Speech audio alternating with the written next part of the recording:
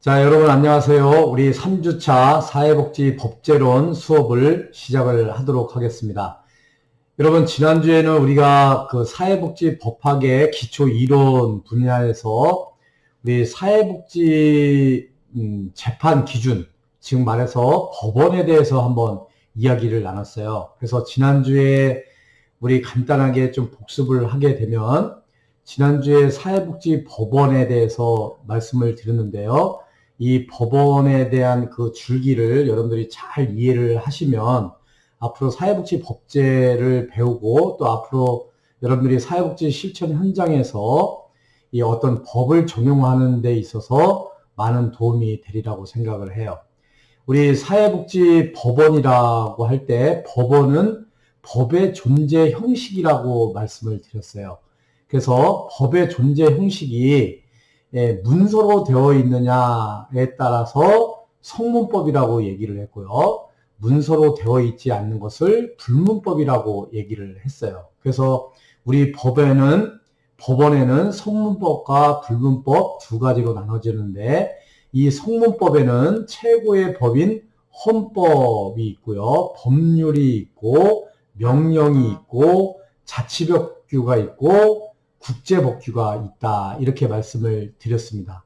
성문법을 말씀을 드렸고요. 불문법 말씀을 드렸어요. 문서화 되지 않는 법, 불문법이라고 했는데 거기에는 간습법, 판례법, 조리가 있다. 이렇게 말씀을 드렸습니다. 이렇게 해서 성문법과 불문법에 대해서 여러분들에게 말씀을 드렸으니까요.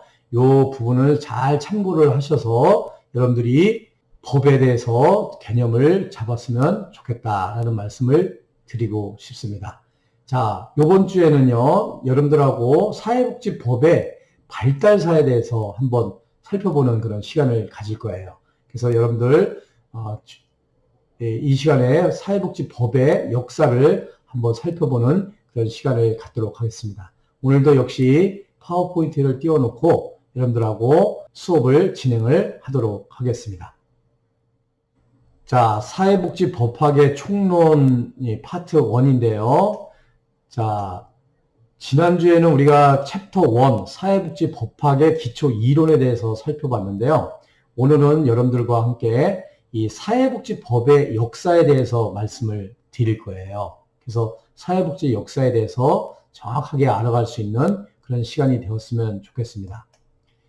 자, 오늘 사회복지법의 역사는요, 영국의 사회복지법의 역사, 독일의 사회복지법의 역사, 미국의 사회복지법의 역사, 한국의 사회복지법의 역사, 이렇게 구분을 해서 설명을 드릴 텐데요.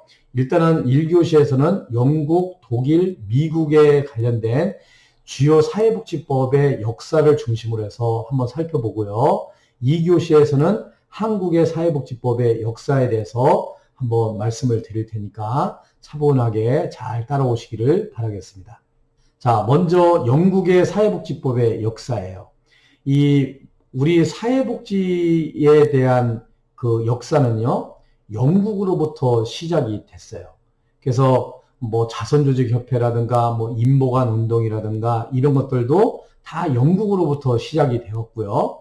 또 사회복지법의 역사의 시초도 영국으로부터 시작을 했기 때문에 여러분들이 영국의 사회복지법의 역사를 잘 알아두는 것이 중요하다라고 생각이 돼요. 그래서 이 짧은 시간에 여러분들한테 강의를 하기 때문에 많은 양을 할 수는 없을 거예요. 그래서 중간중간에 핵심되는 내용들을 말씀을 드리고 요 정도는 꼭 알아두어야 된다라는 그런 사안들은 여러분들한테 말씀을 드릴 테니까요. 꼭 기억을 해 두시고 또 암기할 부분들은 일반 상식적인 차원에서 꼭 암기를 해 두시기를 바라겠습니다.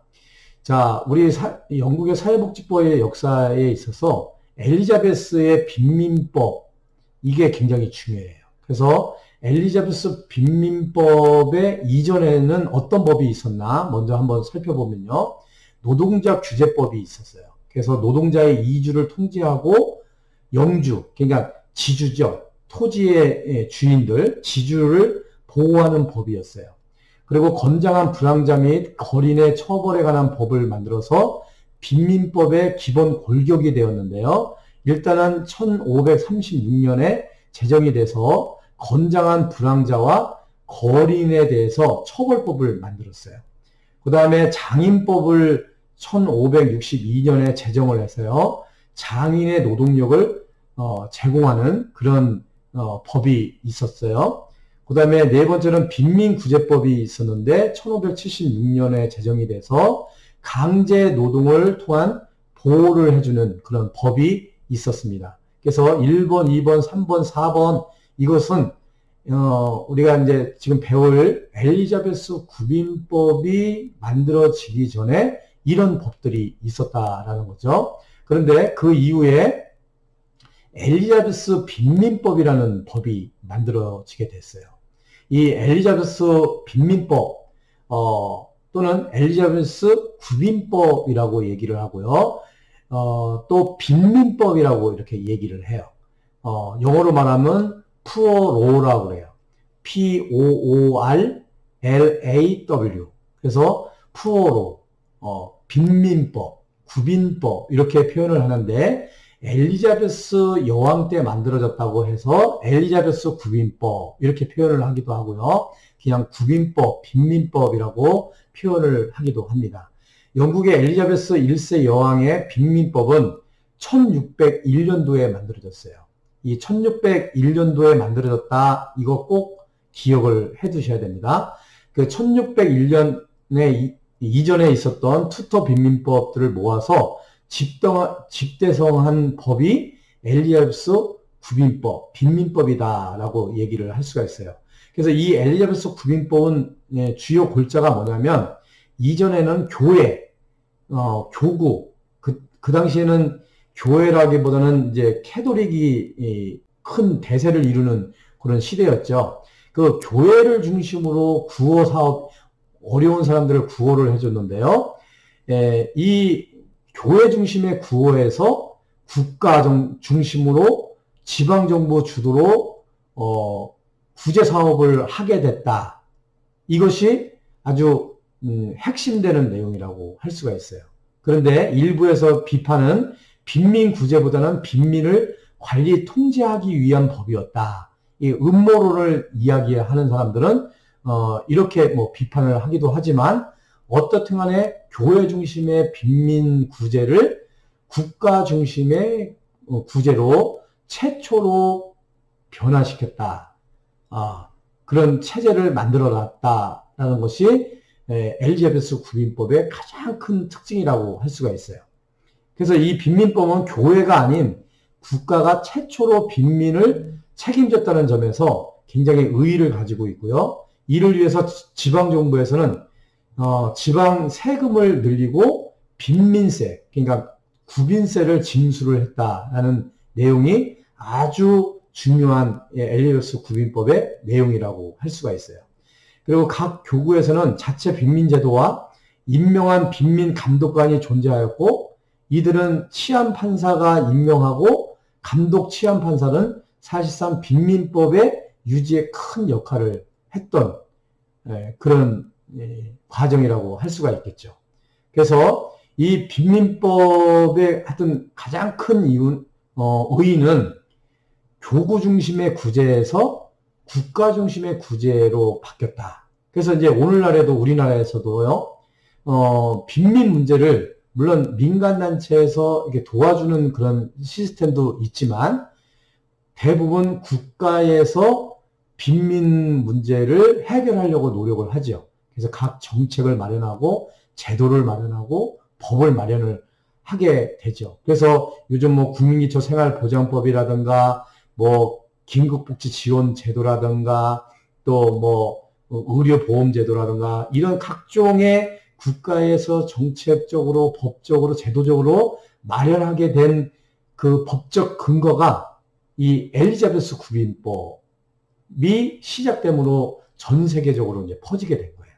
그러니까 이 사회복지법에 있어서 이 엘리자베스 구빈법, 교회 중심에서 정부 중심, 국가 중심으로 구제하는 그런 행정체계를 수립하게 됐고 그 법을 제정해서 운영을 했다라는 측면에서 이 엘리자베스 빈민법이 우리 사회복지법에 있어서 아주 시발점이 되는 아주 효시가 되는 중요한 법이다 라는 측면에서 여러분들이 꼭 기억을 해 두셔야 됩니다. 빈민법 1601년도에 만들어졌어요.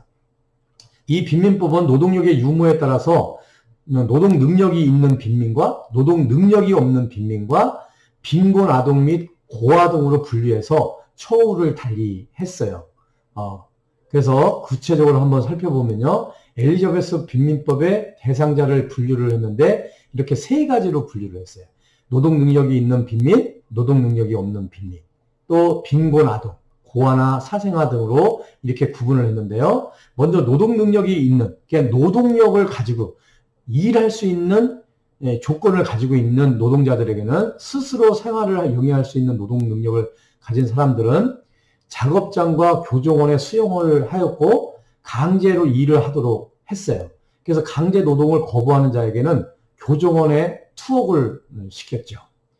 그 다음에 노동 능력이 없는 빈민, 그냥 노동을 할 수가 없어요.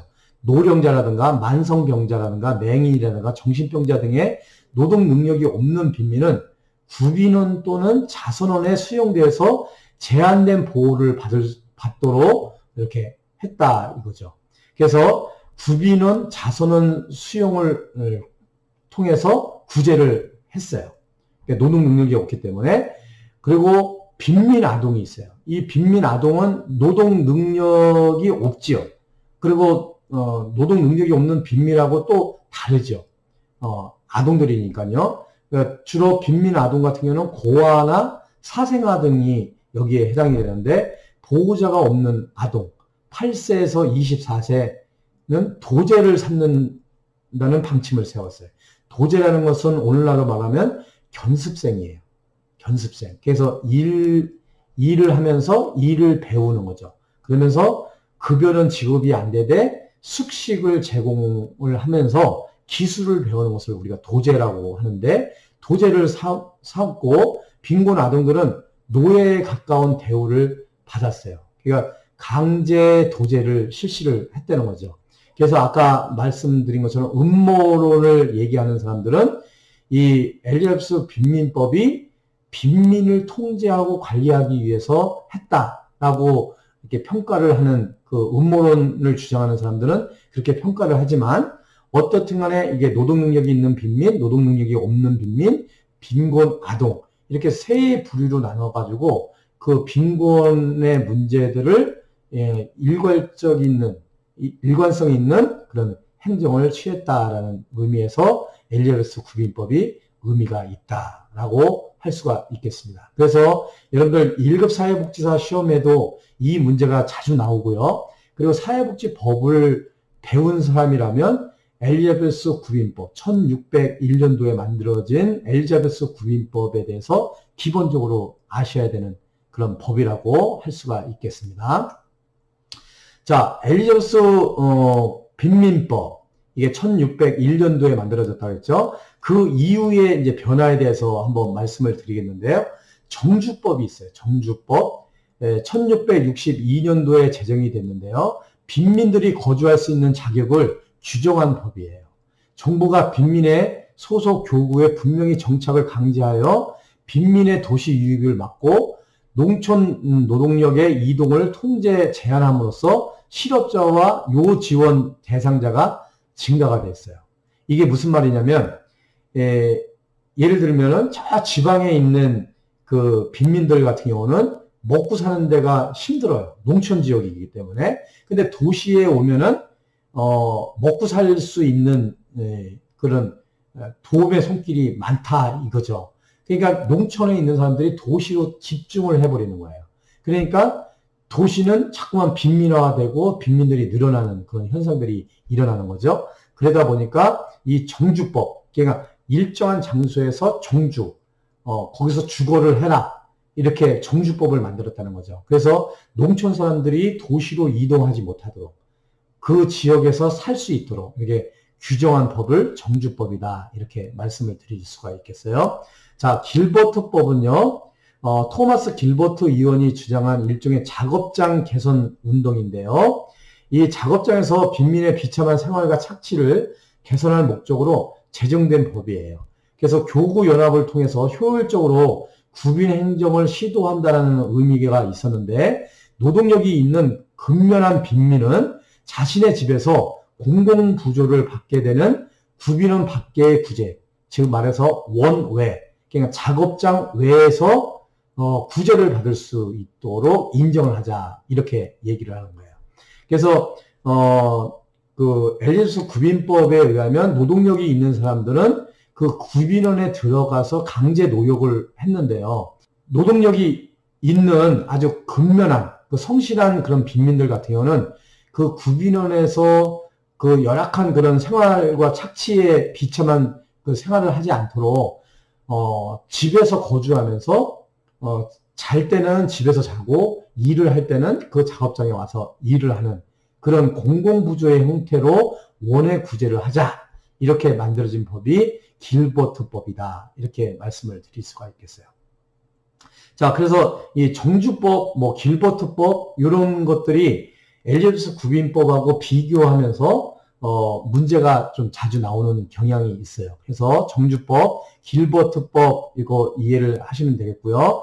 우회조합 장려법은요, 오늘날의 협동조합과 같은 의미의 법이다, 이렇게 이해를 하시면 될 것 같아요. 1793년도에 제정이 되었습니다. 또 나머지 내용들은 그 글을 읽어보시면 이해가 되실 거라고 생각이 돼요. 자, 엘리자베스 빈민법 이후의 변화인데요. 스핀헨랜드법, 이거 기억을 좀 하셔야 될 것 같아요. 1795년도에 제정이 됐는데요. 스핀헨랜드라는 지역에서 경제적 불안기에 노동자의 임금을 억제하기 위한 법이에요. 그래서 이 법에 따라서 국가는 가족 수에 따라서 저임금 노동자의 생활비를 위해 임금을 보충해 줌으로써 빈민에 대한 처우 개선을 위한 임금 보조 제도로 활용을 했어요. 이게 무슨 말이냐면 일을 열심히 했는데도 불구하고 이제 뭐 가격이 이제 뭐 식품의 가격이 인상이 되다 보니까 그 일을 해가지고 번 돈을 가지고 이 식품을 사 먹을 수 있는 그 한계가 있는 거예요.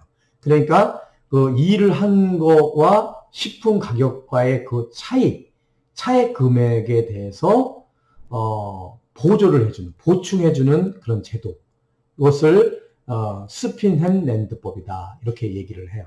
그래서 이는 최저 생활비 미달의 임금에 대한 보조 제도로서 활용을 했지요. 그래서 오늘날 아동수당이라든가 가족수당이라든가 임금 보조의 기초가 되게 됐죠. 그래서 최저임금 제도의 합법화를 초래를 한 법이 스핀헨랜드법이다라고 할 수가 있겠어요. 오늘날 우리 한국에서는요, 최저임금법이라는 게 있죠. 최저임금법의 어떤 근간이 되는 그런 법이 스핀헨랜드법이고요. 또 우리 국민기초생활보장법에서 빈곤한 사람들을 도와줄 때 최저생활비, 최저생계비가 있죠. 그 최저생계비는 한 달에 쓸 수 있는 돈의 양과 그 노동자가 번 돈의 그 차액 부분을 보충해주는 제도거든요. 그래서 이 스핀앤랜드법을 보완을 해서 오늘날 우리나라에서 사용하는 법이 국민기초생활보장법이다라고 할 수가 있겠죠. 자, 공장법이 있어요. 1802년에 제정이 됐는데요. 이 영국에서 최초로 산업혁명이 진행되면서 공장에서 비인도적인 처우를 받는 아동의 노동 조건과 작업 환경을 개선하기 위해서 노동자 보호에 관한 법을 만든 법이에요. 이 공장법은 최초의 아동복지법의 성격을 가지고 있는 법이다라고 할 수가 있겠습니다. 이렇게 해서 여기까지 이제 엘리자베스 구빈법에 대해서 설명을 드렸고요. 엘리자베스 구빈법 이후에 만들어진 법에 대해서 간략하게 소개를 드렸습니다. 자, 지금부터는요, 이 엘리자베스 빈민법, 이 빈민법이 쭉 이제 시행을 하다 보니까 여러 가지 문제점이 발견이 되고, 보완해야 될 사안들이 만들어지게 됐죠. 그래서 새롭게 만들어진 빈민법, 기존의 1601년도에 만들어진 빈민법의 문제를 보완하기 위해서 새롭게 만들어진 법을 우리가 신빈민법이다 이렇게 얘기를 해요. 예, 신빈민법은 19세기 경제적 불안과 노동자의 폭동 그리고 구빈 비용의 급격한 증가 등의 재정적 위기에 직면한 영국 정부가 구빈 비용을 축소하기 위해서 만든 법이 신빈민법이에요. 빈민법을 개정을 해서 만든 것이 새로운 빈민법이다. 그래서 신빈민법을 만들게 되었습니다. 이 빈민법은요, 이제 산업혁명이 일어났죠. 그러다 보니까 이 시골에 있어서 이렇게 생활했던 사람들이 다 도시로 막 몰려들게 된 거예요. 그러다 보니까 이 재정적인 그 비용이 너무너무 많이 드는 거예요. 그리고 이 산업혁명이 일어나다 보니까 이 부익부, 빈익빈 현상이 아주 심각하게 일어나게 된 거죠. 이 불황기를 맞이했어요. 1793년에서 1815년, 또 1825년 이 공황이 되면서요. 뭐 기계 파괴 운동이 일어났고 농민과 노동자 폭동이 일어나고 임금, 뭐 실업 문제들의 노동 운동이 발생이 되면서 그 심각한 그런 상황들이 발생이 됐죠. 그리고 산업화로 빈곤의 성격이 굉장히 변화가 됐어요. 곡물가 값이 막 비싸지고 농민과 도시 근로자들의 빈곤이 굉장히 편차가 심해지고 또 불황자들이 굉장히 급격하게 늘어나면서 농촌의 불황자들이 도시의 실업자로 몰락이 되는 그런 현상들이 일어나면서 이 급격하게 구빈 비용이 증가가 되게 된 거예요. 그래서 이래서는 안 되겠다 해서 새롭게 만든 법이 신빈민법이다 이렇게 얘기를 할 수가 있겠어요.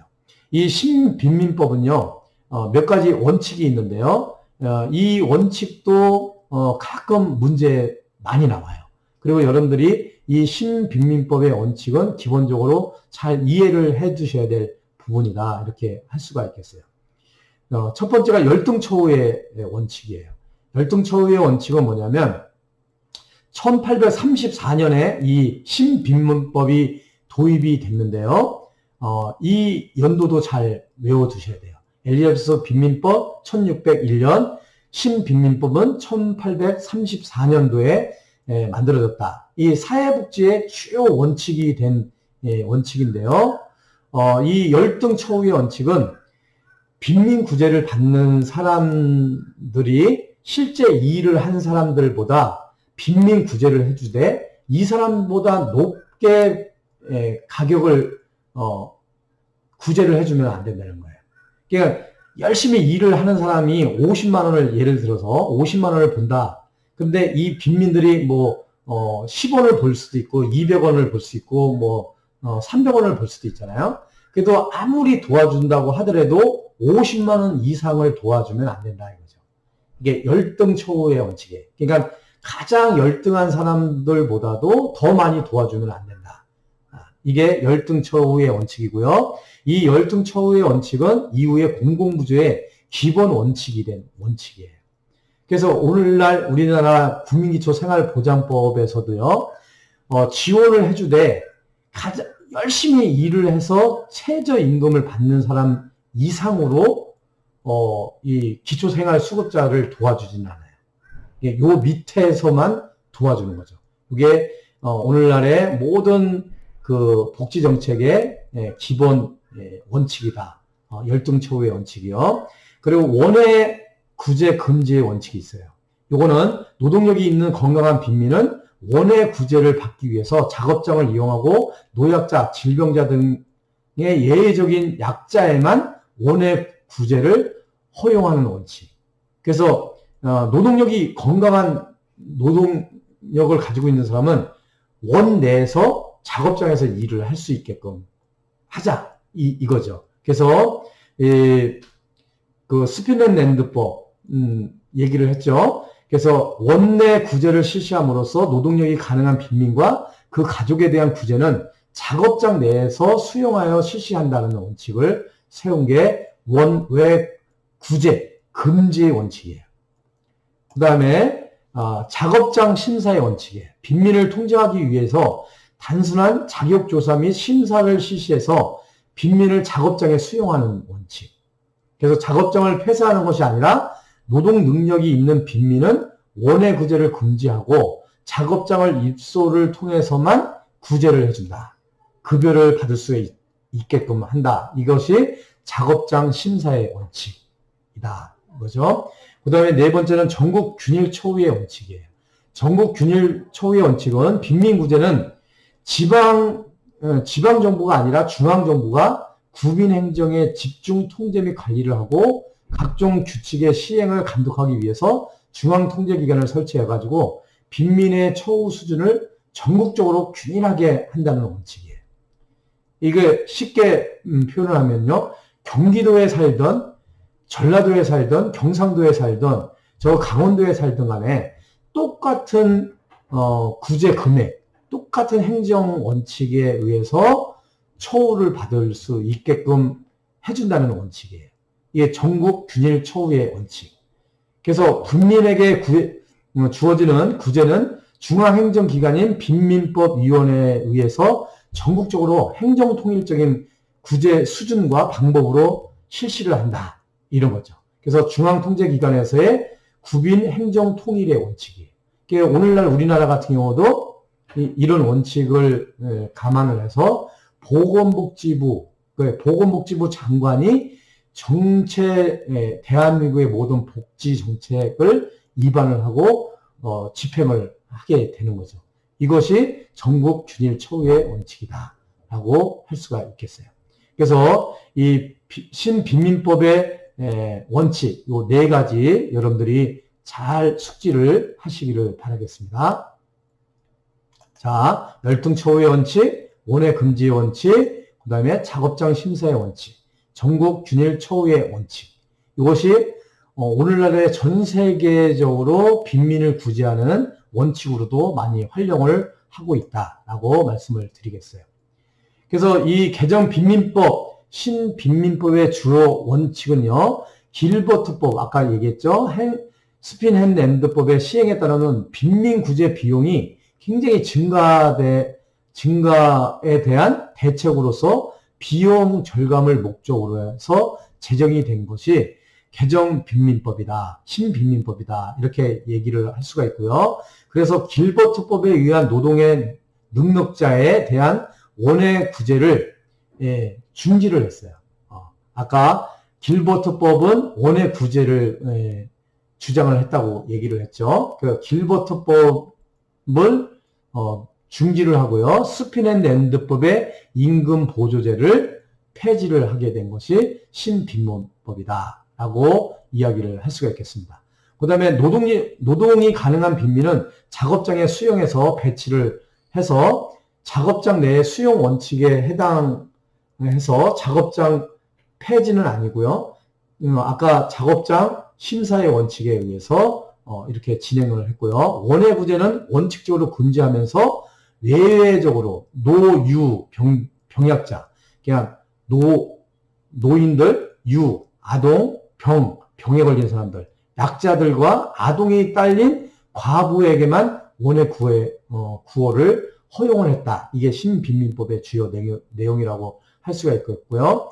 교구 단위의 구빈 행정 체계를 중앙 집권적 구빈 행정 체계로 전환을 했다. 이거고요. 구제받는 빈민의 생활 수준은 자립의 최하급 노동자의 생활 조건보다 낮은 수준에서 보호하는 열등처우의 원칙을 최초로 적용을 했다. 이렇게 말씀을 드릴 수가 있겠어요. 그래서 이 5번은 오늘날도 전 세계적으로 또 우리나라에서 국민기초생활보장법에서도 이게 적용이 된다. 이렇게 말씀을 드렸고요. 신빈민법은 114년 만에 1948년 국민보조법이 제정이 되면서 폐지가 됐다. 이렇게 말씀을 드리겠습니다. 그래서 여러분들이 이 영국에 해당되는 이 법 있잖아요. 엘리자베스 구빈법 또 신빈민법에 대해서 여러분들이 잘 알아두실 필요가 있겠다라는 말씀을 드리겠습니다. 그리고 이제 그 이후에 1900년도 이후에 영국의 사회복지법의 역사, 노령연금법이 제정이 되고요. 국민보호법이 제정이 되고 실업보험법이 제정이 되고요. 실업법이 제정이 돼서 실질적인 현대 의미의 공공부조 제도의 시작을 알리는 그런 법이 되었고요. 신체장애자 고용법 1943년도에 장애자 우선 채용의 의무 3%를 채용할 수 있게끔 이런 법이 만들어졌고요. 또 1945년서부터 1975년도에는 복지국가의 확장기였어요. 그래서 지속적인 경제 성장을 통해서 자본가의 이익 보장과 사회복지급여의 제정이 마련이 됐고 완전 고용정책의 실현으로 노동자 복지가 향상되는 그런 경향을 이룬 것이 이 1945년서부터 1975년도까지의 복지국가의 확장기라고 말씀을 드릴 수가 있고요. 1942년도에 베버리지 보고서 이게 있는데요. 여러분들이 많이 들어보셨을 거예요. 요란에서 무덤까지라는 그런 용어를 많이 들어보셨을 텐데 이 1942년도에 베버리지 보고서에서 추천한 것이에요. 그래서 영국의 베버리지 경이 만든 것인데요. 영국뿐만 아니라 각국 사회보장의 기본 원칙과 이념을 제공하고 사회보장법을 크게 발전시킨 요인이 된 법이 베버리지 보고서다. 이렇게 말씀을 드릴 수가 있고요. 베버리지 보고서에 의하면 5대 악이 있어요. 결핍, 질병, 무지, 불결, 나태 이것을 제거해야 된다. 이렇게 강조를 했고요. 그 기본 목적은 국민의 최저생활 수준을 보장하는 것을 목적으로 해서 베버리지 보고서를 만들었다. 그리고 강제가입의 사회보험 제도를 도입을 하게 됐고요. 전제 조건으로 아동수당 제도와 국영의료 서비스를 그리고 또 안전고용 등을 적용하는데 이 베버리지 보고서를 통해서 영국의 복지국가의 확장기를 구가했다. 이렇게 말씀을 드릴 수가 있겠어요. 그래서 이 영국의 사회복지법의 역사에서 또 1942년도에 베버리지 보고서를 여러분들이 잘 좀 이해를 하실 필요가 있겠습니다. 1945년부터 1975년까지 복지국가의 확장기에서요, 가족수당 제도가 제정이 됐어요. 1945년도에 국민보험 산업재해법이 1946년도에 제정이 됐고요. 국민보건서비스법이 1948년도에 제정이 됐고요. 국민부조법 1948년도에 제정이 돼서 영국의 빈민법이 완전히 폐지가 되는 그런 계기가 됐습니다. 그래서 요거 국민부조법도 여러분들이 잘 이해를 하시면 되겠어요. 그래서 국민부조법이 제정됨에 따라서 빈민법은 약 350년 만에 신빈민법 제정 이후 114년 만에 완전 폐지가 되고 공공부조법으로 전환을 하게 됐다라는 거죠. 그래서 이 엘리자베스 구빈법은 오늘날 우리나라에서도 국민기초생활보장법이 공공부조법이거든요. 이 참고가 많이 된 거죠. 그래서 빈민을 위해서 국가가 재정적 원조를 해주는 국가부조와 지방자치단체가 실시하는 숙박시설의 제공, 심신박약자를 위한 후생구호 사업 등을 포함해서 국민부조법을 만들었다. 이렇게 여러분들이 이해를 하시면 되겠습니다. 자, 그 영국에서도요, 이제 이후에 이 너무 복지국가가 확장되는 그런 시기가 있으면서 그 이후에 이 복지국가 침체기가 들어서게 됐죠. 그래서 대처정부 이후에 1975년도부터 1997년도까지는 복지국가 침체기. 그래서 모든 재정을 축소시키는 그런 정책을 폈고요. 노동당 정권에서 토니 블레어 총리가 들어서면서 제3의 길을 접어들면서 복지국가에서 그 투자 비용들이 너무 이제 많이 들다 보니까 경제적으로 침체되는데 복지 비용은 계속 지출이 돼야 되고, 그래서 새롭게 제3의 길을 정책 차원에서 근로연계복지, 그러니까 노동을 해야만 복지 비용을 지출할 수 있는 그런 정책을 피게 됐죠. 그래서 일하지 않으면 국가에서 그 복지비를 지급을 하지 않는 그런 정책으로 많이 전환을 하게 됐고요. 생산적 복지 정책을 실시하게 됐죠. 그래서 이런 또 복지국가 폐지론까지도 이렇게 거론이 될 정도로 진짜 심각한 그런 상황이 됐었죠. 자, 그래서 이렇게 영국의 복지 정책에 대해서 영국의 사회복지법의 역사에 대해서 한번 살펴봤고요.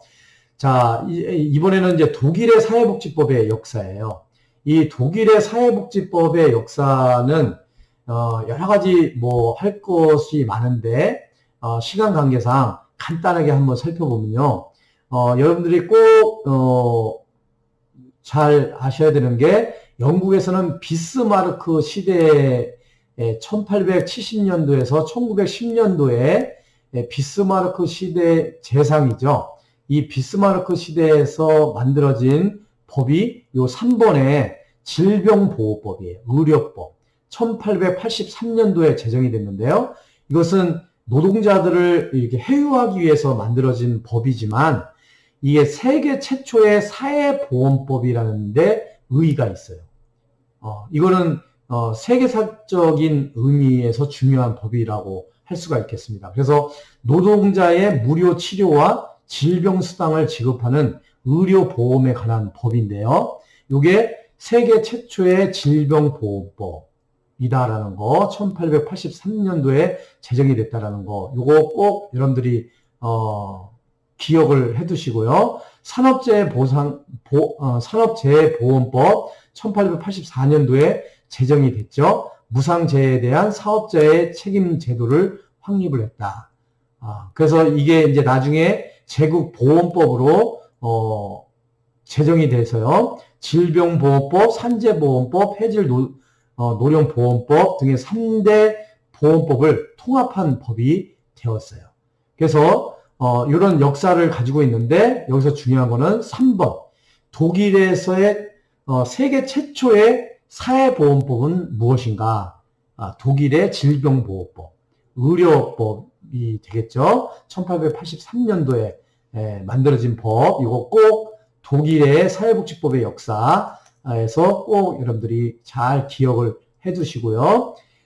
독일의 여러 가지 법이 있는데요. 공적보호법, 사회보험의 구성에 관한 법률, 사회보험법, 아동수당법, 아동보호를 위해서 아동수당제도를 실시한 법이에요. 연금법, 또 연방사회보조법, 이런 법들이 있고요. 또 70년대 이후에 사회법전을 만들었어요. 총괄적인 법전, 그래서 각종 사회보장법을 통합해서 만들었다라는 의미를 가지고 있는데요. 이 사실만 아시면 될 것 같습니다. 그리고 질병보호법, 구조개혁법, 연금개혁법, 수발보험법을 만들었다는데 이게 수발보험법은 일본에는 개호보험법이라고 얘기를 하는데요. 이 수발보험법은 오늘날의 우리나라에서는 노인장기요양보험법이 이 수발보험법이에요. 그러니까 독일에서는 1994년도에 제정이 됐는데 우리나라에서는 2008년도에 이 노인장기요양보험법이 만들어졌거든요. 그러니까 엄청나게 독일은 빨리 이 사회보장법을 이 수발보험법을 만든 거죠. 이렇게 참고를 하시면 될 것 같습니다. 그 다음에 이제 미국의 사회복지법의 역사인데요. 미국의 사회복지법의 역사는 여기서는 무엇보다도 사회보장이라는 용어를 세계 최초로 사용을 했다라는 거 여러분들이 꼭 기억을 해 두셔야 돼요. 그래서 미국의 사회복지법의 역사에서는 사회보장법을 1935년도에 제정을 했다. 그래서 미국의 사회보장법은 자본주의 국가에서 사회보장이라는 용어를 세계 최초로 사용하고 사회보장이라는 새로운 법의 영역을 만든 법이다. 이거 꼭 기억을 해 두셔야 돼요. 우리가 이제 이 1929년서부터 1935년도까지 전 세계적으로 대공황이 이루어졌어요. 경제적으로 굉장히 어려운 위기 상황이 접한 거죠.